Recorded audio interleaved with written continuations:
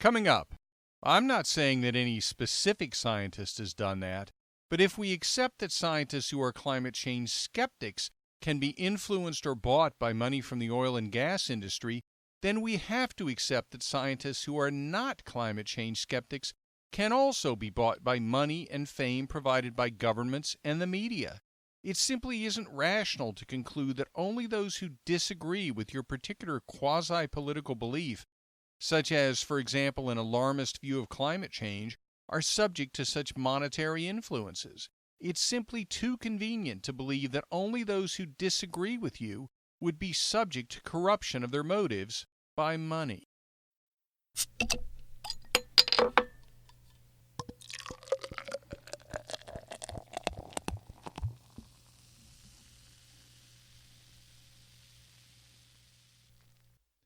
Welcome back to Political Spirits. I'm your host, Franklin Rye. We still stand for the proposition that the left and the right should have a few drinks and talk. Compromise is not a requirement. If those discussions result in us changing or even abandoning our positions, that's fine. If they don't, that's fine too. We just need to talk to each other. In that way, we can unify through speech. And if the discussion becomes a bit heated, at the end of the night, we should still be able to split up the bar tab and be on our way. So what are we going to talk about this week? Let's talk about a saying and a concept that we hear all the time in connection with investigations or allegations of impropriety or opposition to proposals supported by big business or wealthy interests. The saying is most commonly viewed as arising in connection with or becoming prominent as a result of the Watergate investigations. That saying is "follow the money." As depicted in the film All the President's Men, the phrase was said by the underground informant known as Deep Throat, but it's not entirely clear that he ever actually said it.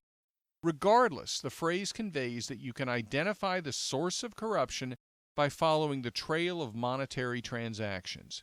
You hear the phrase used endlessly on cable news and political commentary shows. Over time, that phrase has been, in many instances, used to convey a broader meaning than simply following a money trail as part of an investigation. It's come to convey the sense that motivations can be ascertained based on who gains financially from the activity in question. There's certainly nothing new about that concept, but I would suggest to you that, as with so many other things, it's typically not applied equally across the political spectrum. I've talked in the past about companies needing to have oversight systems in place so that salespeople don't game the commission system. A commission system has to be very carefully designed to incentivize the conduct which you want to incentivize, but it must also be carefully managed and overseen so that the conduct which you desire, as well as the limits on that conduct, are what actually happens. That's a non-governmental example of following the money. Want to figure out why a salesperson pitched a particular product? Follow the money. Look to the way the commission is structured. We've known for decades the risk associated with the tremendous amount of money involved in warfare and national defense.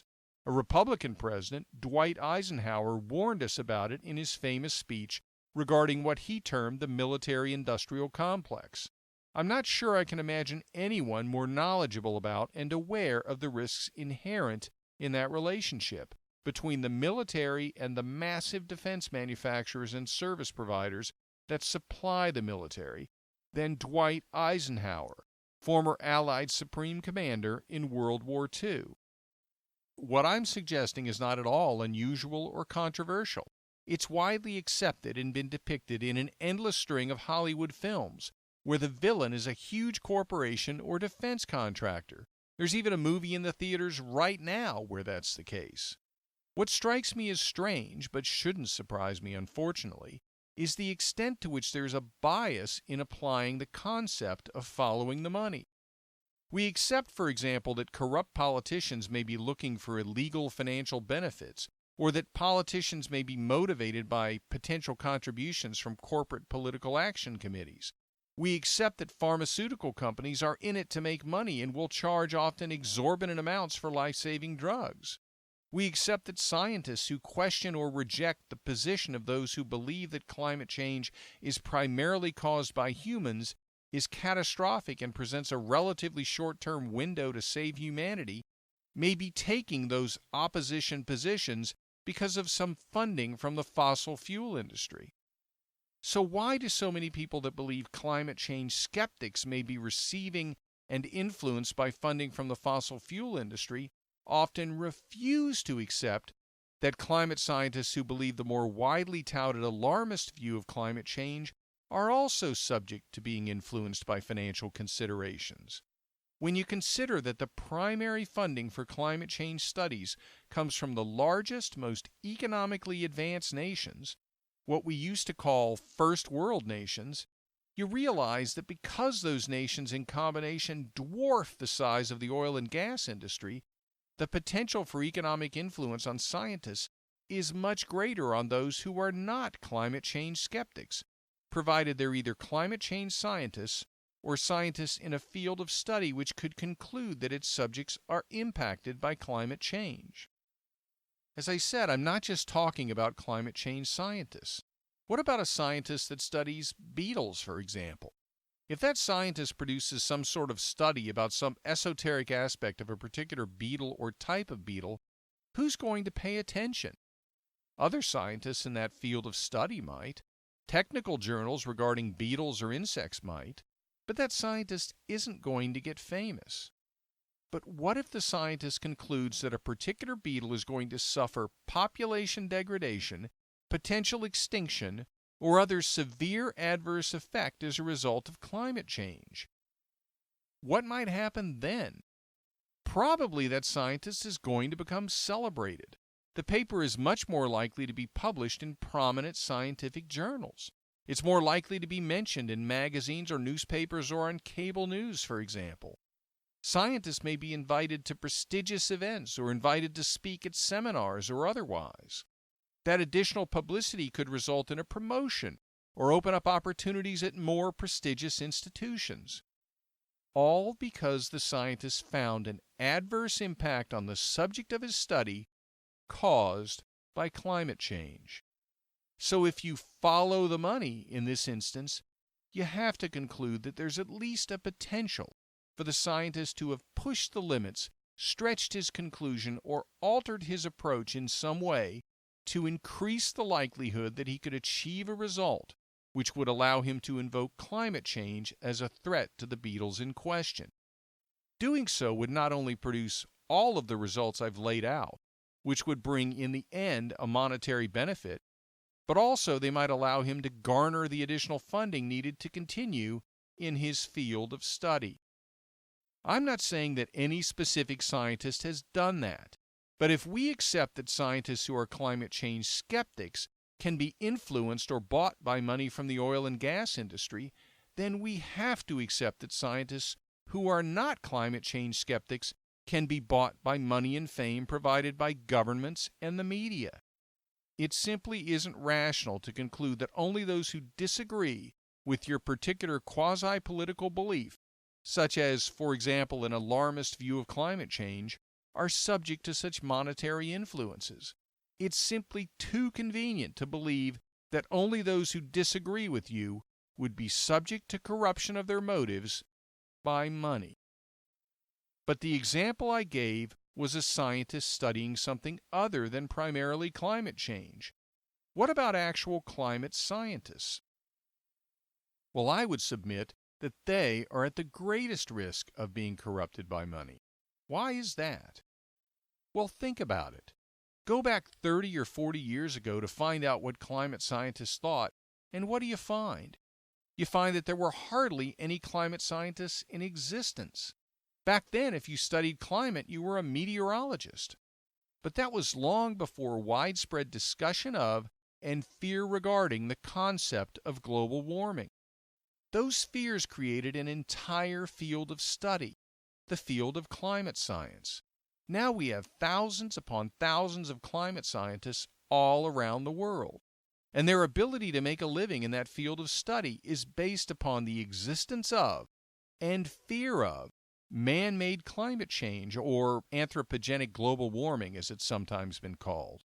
If we ever reached a point where the widespread conclusion was that man-made climate change has been greatly exaggerated, or even worse, that it could be characterized as a hoax, or even that it's significant but not nearly as catastrophic as depicted, then that field of study basically disappears. Imagine if that were the case with other fields of study. There are all sorts of lawyers, for example. There are plaintiff's personal injury and medical malpractice litigation attorneys. There are litigation defense attorneys. There are criminal prosecutors and criminal defense attorneys. There are appellate attorneys. There are corporate attorneys, regulatory attorneys, antitrust attorneys, collection attorneys, probate and guardianship attorneys, tax attorneys, etc., etc., etc. So you can't really think of a single issue that, if resolved in a particular way, would effectively eliminate or nearly eliminate the ability to make a living as an attorney. There are just so many different types that you can't think of one issue that would have that effect. But what if there were? What if there was a single question that, if answered in a particular way, would mean that every attorney lost his or her ability to make a living as a lawyer? In that instance, would you ever trust the answer given by an attorney to that single question? Even if logically a lawyer would be the person most knowledgeable as to the answer to that single question? You'd have to acknowledge that the lawyer has an overwhelming conflict of interest. You would follow the money and conclude that there's just too much of it riding on the answer to that one question for you to blindly trust the answer given by the attorney. And logic dictates that we take this same approach with climate scientists and predictions regarding climate change. Having said that, there is a difference between what's being said by most climate scientists and what's being said by the media. Yes, climate scientists have a conflict of interest, but so does the media. They have a narrative based on climate change alarmism into which they want the stories to fit. And they understand that the more severe and extreme and frightening the stories are, the more likely they are to get read and forwarded and referenced. The rules that govern the internet and Twitter with regard to what gets noticed have largely become the rules which govern the media. So not only do we see climate scientists reaching conclusions that we shouldn't accept at face value, and we should very deliberately look for countervailing opinions from other scientists, but also we need to force ourselves to push aside the articles that take only the most extreme conclusions and publish them. For years, I've read one-off stories from individual scientists complaining about the over-the-top coverage by the media and criticizing statements by some particularly activist climate scientists, which the scientists doing the complaining contended were not supported by the evidence and were likely to eventually produce a blowback against climate science itself. Those one-off stories tended to focus on two things: nearly apocalyptic predictions of the impact of climate change in a relatively short period, and claims that individual adverse weather events, such as hurricanes, were occurring or more severe because of climate change. But those articles apparently never had an impact on the media, because even as recently as Hurricane Dorian, just in the last week, we've seen the unsupported claims repeated again that the hurricane was more severe than it would have been if not for man-made climate change. When you see those claims making a connection, keep this in mind. NOAA, the National Oceanographic and Atmospheric Administration, concluded that, quote, an anthropogenic influence has not been formally detected for hurricane precipitation, close quote. Likewise, the World Meteorological Organization, or WMO, concluded that, quote, no observational studies have provided convincing evidence of detectable anthropogenic influence, specifically on the hurricane-related precipitation, close quote. In all fairness, I should note that NOAA and the WMO stated that they do expect an influence on hurricanes in this century. But following the money as to climate change doesn't stop with the obvious conflict of interest among climate scientists.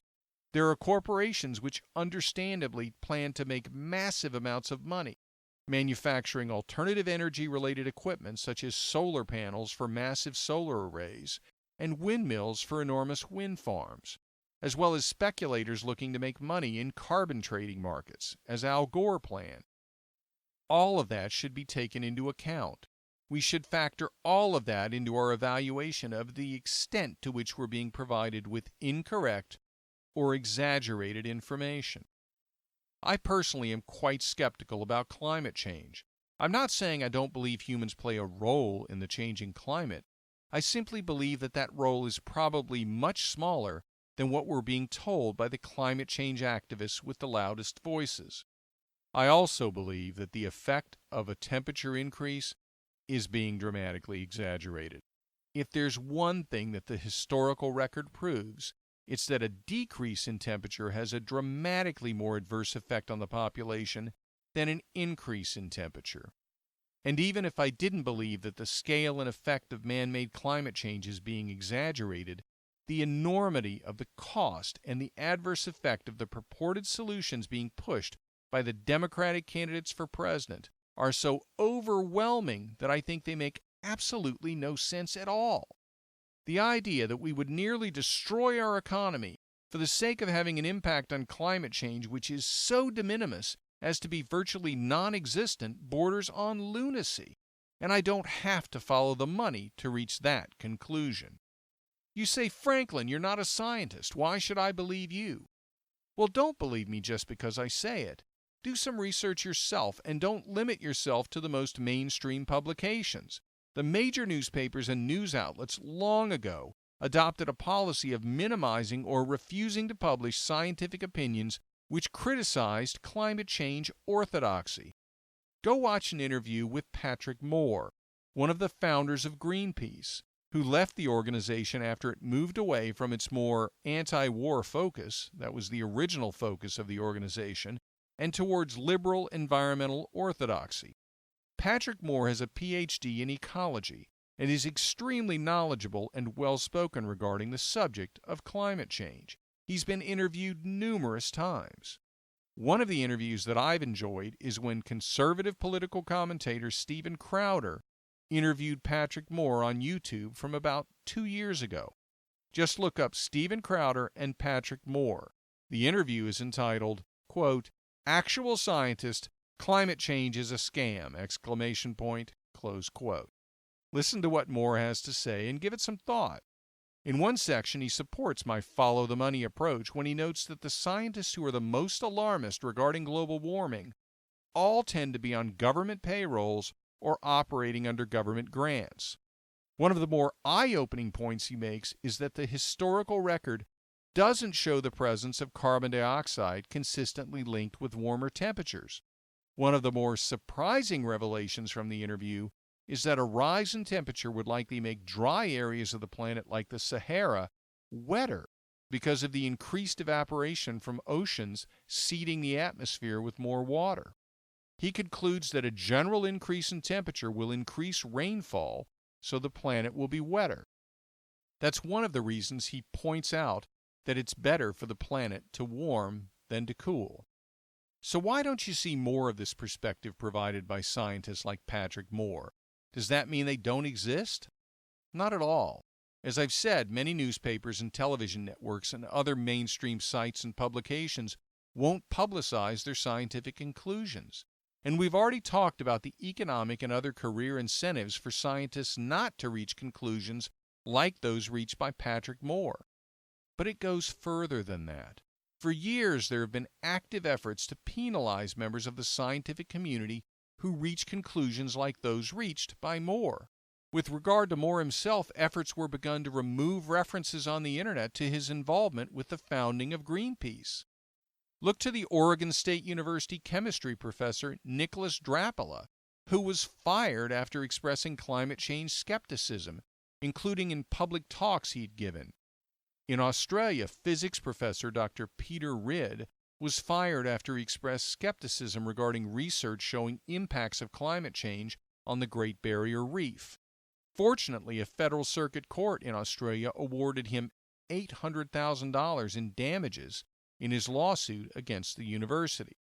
Back in the U.S., Georgia Tech climatologist Judith Curry resigned in 2017 because she was fed up with the state of climate science. Specifically, she said in a blog post explaining her resignation, quote, "I no longer know what to say to students and postdocs regarding how to navigate the craziness," and by the way, craziness is in all caps, "in the field of climate science. Research and other professional activities are professionally rewarded only if they're channeled in certain directions approved by a politicized academic establishment. Funding, ease of getting your papers published, getting hired in prestigious positions, appointment to prestigious committees and boards, professional recognition, etc. How young scientists are to navigate this is beyond me, and it often becomes a battle of scientific integrity versus career suicide." Close quote. Wow, that's exactly what I've been saying. How can you rely on the scientific community on these issues with that kind of politicization? How can you rely on the peer review process when the very act of expressing climate skepticism can get you fired? For more details on Judith Curry's resignation, go to Reason.com and an article by Ronald Bailey dated January 4, 2017, entitled "Georgia Tech Climatologist Judith Curry Resigns Over the Craziness in the Field of Climate Science." You want a reminder of more of the craziness? Go back and listen to episode 22 of Political Spirits entitled "Cortez, Crenshaw, and Cow Farts," where I talk about the insanity that is the Green New Deal. And I talked about more Green New Deal proposals more recently. Look to the performances of the Democratic candidates in the CNN Climate Change Town Hall recently. It's shocking to me that so many candidates are signing on to so much of this craziness. For example, Elizabeth Warren committed to ban fracking the moment she takes office, notwithstanding the fact that on August 21, Bloomberg reported that 10% of America's GDP growth from 2010 to 2015 came from fracking. As I noted on Twitter, the Democrat race seems to be shaping up as a contest to figure out who can come up with the most ridiculous idea that tanks the economy fastest. There is ample reason to reject these over-the-top, unaffordable proposals, with some of them coming with projected costs of up to $90 trillion over 10 years. When Bernie Sanders can propose something with a $16 trillion price tag and be able to say it's the more affordable option, you know you've entered the twilight zone of political proposals. But perhaps the thing that stood out to me the most from that crazy town hall was the insistence of multiple candidates on attacking the consumption of beef, all in the name of fighting climate change, which of course harkens back to the title of episode 22, Cortez, Crenshaw, and Cow Farts. Incidentally, if Joe Biden slips up any more in his public speaking, I may have to title the next episode, Biden Brain Farts. By the way, as a form of protest against those attacks on burgers, I made sure that the next evening I had a beer and a burger topped with bacon and some crispy onion straws. God forbid if somehow a Democrat were able to win. As I noted in episode 22, we could be facing a future where we're forced to gnaw on a steamed lentil and wheatgrass vegan burger on focaccia bread with the consistency of a barn door, all harvested by gender-fluid undocumented farm workers driving non-existent Tesla combines, and wash it down with a soy milk-infused chilled latte made from coffee beans grown on the plantation commune jointly owned by Nicolas Maduro and Bernie Sanders. While we wait and pray that we don't face such a dystopian nightmare, rest assured that I'll be back next week with another episode of Political Spirits, and you'll be free to listen with your favorite burger and wash it down with your favorite beer, unless you're driving, of course, as we discuss America's political past, present, and future, and what we can do to help ensure it's the political future we want. In the interim, be sure to tell your friends about Political Spirits and like the podcast on Facebook at Political Spirits, and follow me and the podcast on Twitter at Franklin Rye. This is Franklin Rye. Thank you for listening.